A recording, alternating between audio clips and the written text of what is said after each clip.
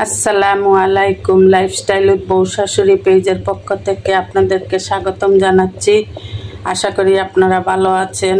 আমরাও আল্লাহর রহমতে আপনাদের দোয়ায় ভালো আছি। আজকে আমি আমের জেলি বানাতে শুরু করেছি।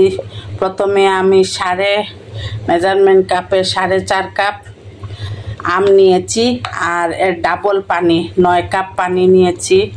নিয়ে আমি খুব ভালো করে জাল করে নিচ্ছি। অর্ধেক হওয়ার পরে আমি চুলা বন্ধ করে ঠান্ডা হতে দিব। তারপরে আমি ছেঁকে আমের জেলি বানাবো, আপনাদের সাথে শেয়ার করব আমি কিভাবে বানাই। অর্ধেক করে ফেলবো, 4.5 কি 5 কাপ হয়ে যাবে। এখন 9 কাপ পানি আছে। আমি প্রত্যেক বছর আমের জেলি বানাই, জ্যামও বানাই, জেলিও বানাই। এইবার জেলি বানাচ্ছি, দেখি পারলে আরেকদিন জ্যাম বানাবো। আম জাল দিয়ে আমি ছেঁকে নিয়েছি। আমার এই মেজারমেন্ট কাপে 7 কাপ হয়েছে। এখন আমি আম তেমন টক না, আমি এমনি আম টক হলে 7 কাপের মধ্যে 7 কাপ চিনি দিতে হতো। আমি প্রথমে 4 কাপ দিয়ে দেখব, যদি 4 কাপে আমার হয়ে যায় তাহলে আর বেশি তো দেওয়ার দরকার নাই। এই 1 কাপ দিলাম, 2, 3,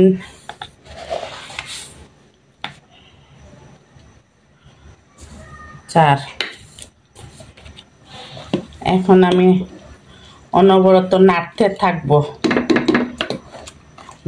নাড়া বন্ধ করে দিলে নিচে লেগে যাবে।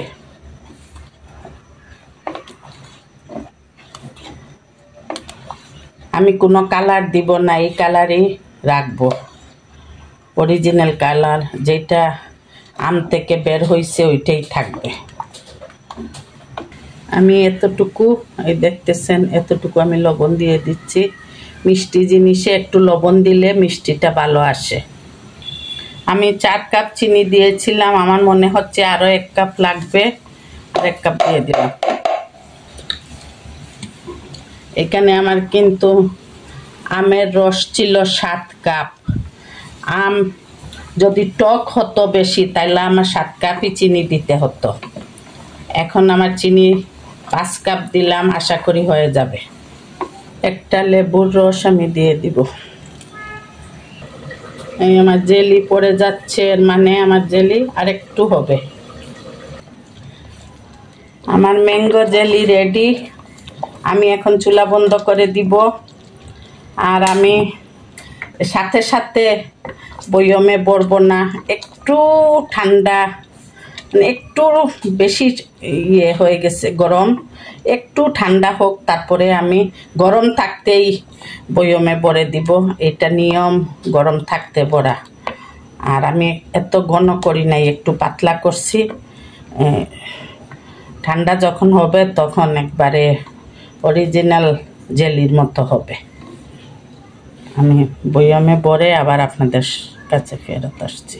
দেখেন আমার আমের জেলি হয়ে গিয়েছে। আমার ছোট ছোট বয়ম তাকায় 5টা হয়েছে।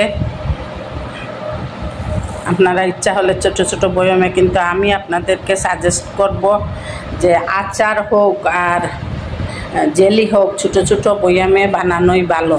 তাহলে একটা বের করলেন, কোনো কারণে যদি পানি টানি লেগে থাকে তাহলে নষ্ট হলে একটা নষ্ট হবে, বিশেষ করে আচার।